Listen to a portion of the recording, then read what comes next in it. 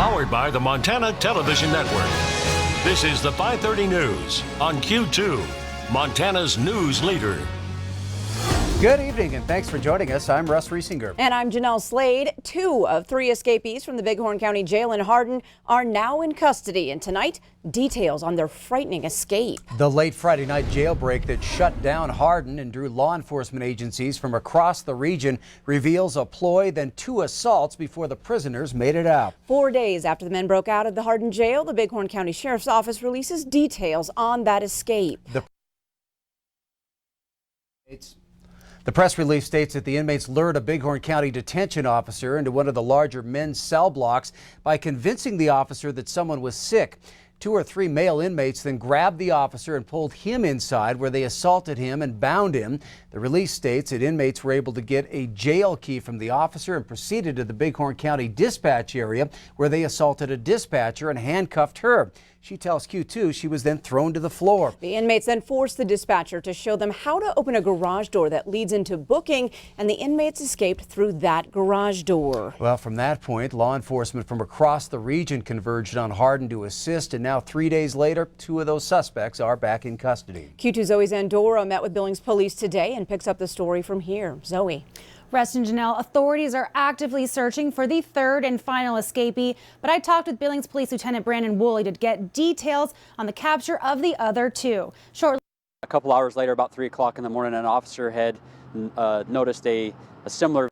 Shortly after 10 o'clock p.m. last night, Billings Street Crimes Unit was actively following up on leads for their whereabouts. Now, Woolley said officers went to confront a group of individuals at an address of the 800 block of South 29th Street, and one individual ran. Now, officers were able to catch this person, who ended up being Anthony James Castro, took him into custody and remanded him. Stephen Caplet also taken into custody. Now, the police continue to follow up on other leads, and around midnight to 1 o'clock Tuesday morning, officers tried to stop a vehicle of interest in relation to the escapees, and the vehicle then fled. Officers did pursue for a short period of time, but Woolley said they terminated the pursuit due to safety concerns to the community.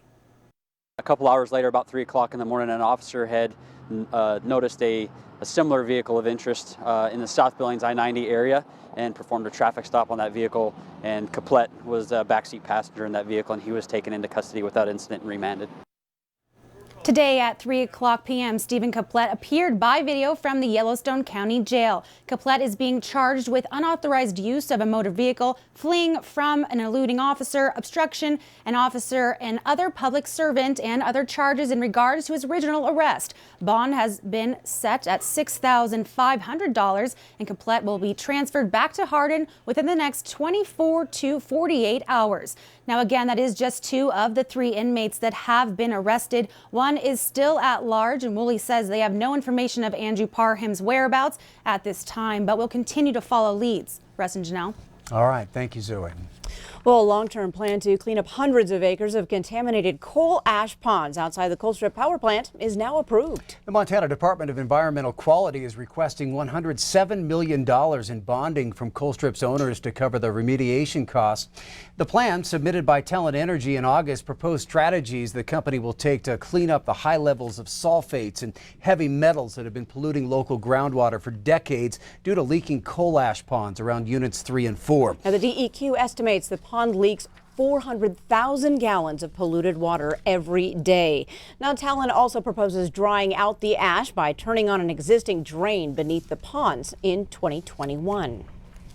Well, Republican candidate for governor Tim Fox and his running mate John Kanoki are unveiling their strategic plan for the state called Montana United. That plan has 14 pillars ranging from health care to education. Today, Fox unveiled his campaign's plan for agriculture. It calls for protecting Montana's water resources by facilitating better communication between state and regional offices. Fox also wants to balance the state's tax structure to not rely so heavily on property taxes. And that's just a small chunk of Fox's ag plan. To create it, he reached out to some 500 Montanans. Going forward, we know in leadership positions, we shouldn't be in silos or the ivory towers, we call them. We have to have people who are engaged and connected to people all across the state, and that's what we're attempting to do here, and that sets the stage for our opportunity to govern, because we do believe that our best days here in Montana are ahead of us. And our goal as public servants is to leave things in a better place for our kids and grandkids and generations to come. And this is a big part of it, agriculture. Fox is up against state lawmaker Al Olszewski and Representative Greg Gianforte for the Republican governor nomination. Lieutenant Governor Mike Cooney and businesswoman Whitney Williams are vying for the Democratic nomination, and both the Democratic governor hopefuls will be in Billings tomorrow night for their first debate. MSUB's Petro Theater is the site for the event. I'm looking forward to being one of the panelists for it. That 90-minute forum begins at 6 p.m. It is free and open to the public. In Montana's U.S. Senate, the potential Democratic challengers to incumbent Republican Steve Daines are largely unknown to voters, but 3 of the Democrats and Senator Daines have filed their financial disclosure reports. MTN's Mike Dennison brings us a look. Public health expert Cora Newman grew up in Bozeman and moved back there with her family last year. She had been living in Topanga, California, north of Los Angeles, and just sold her house there last month for between $1 and $5 million, according to her report. Newman most recently has worked as an executive for nonprofit organizations based in California, Seattle, and Washington, D.C., for which she was paid about $450,000 within the last year. Her report also lists investments and retirement funds valued between $188,000 and $570,000, and outstanding student loans between $50,000 and $100,000. Financial disclosure forms don't require the candidates to list the precise value of their holdings, but rather a range of value. Another Democrat in the race, John Muse, a U.S. Navy veteran and engineer from Loma, owns small ranch properties in Loma and Garrison, Montana, a condominium in Hawaii, and a home south of Seattle. The total value of his properties is listed between $1.5 and $3 million. He was paid $263,000 last year by Equinor, an international energy firm, and has some investment holdings and bank accounts worth between $100,000 and $340,000.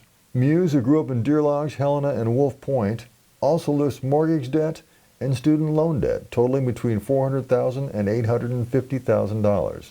Helena Mayor Wilmot Collins is the child protective specialist for the state of Montana, earning about $48,000 a year. He lives in a condominium in Helena and owns a home in the county that he rents out. He lists some investment funds worth less than $20,000 and family student loan debts between $250,000 and $500,000. And then there's Senator Daines, a former executive for the software development firm Right Now Technologies in Bozeman. He made several $million when the company was sold to Oracle Corporation in 2012 for $1.8 billion. He also invested in Genesis Business Park, where Right Now was headquartered, and owns commercial property there valued between $5 million and $23 million. Those properties paid him rental income in 2018 between $500,000 and $4 million. He also lists a variety of investment and retirement funds worth between $1 million and $2.6 million. So now you know a bit more about who the candidates are and their financial background. When the field is complete in a few weeks, we'll be telling you more about what they stand for and what they want to do for Montana and the country. In Helena, Mike Dennison, MTN News. Thanks, Mike. Now, Democratic candidate Michael Knowles has not filed a financial disclosure statement yet. Allegiant Airlines is about to take flight to a new destination from Billings, sunny San Diego. Starting June 4th through August 16th, Allegiant will be offering flights on Thursdays and Sundays out of Billings Logan International Airport. Allegiant will offer some introductory one-way fares as low as $59 for the new service, with sights set on more tourism and job opportunities.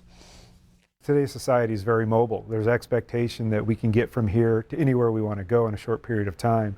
So the more air accessibility we have, the better opportunity for people to want to live here and work here and be part of our growing family of residents. The Chamber will be investing $40,000 through the Visit Billings Tour program to market the Magic City in the San Diego area.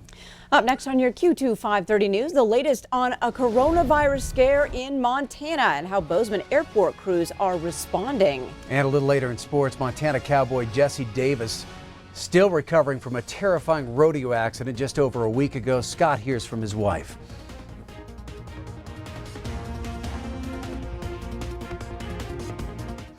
You're watching MTN News with Jeanelle Slade and Russ Riesinger. Storm Tracker weather with Bob McGuire. And sports with Scott Green.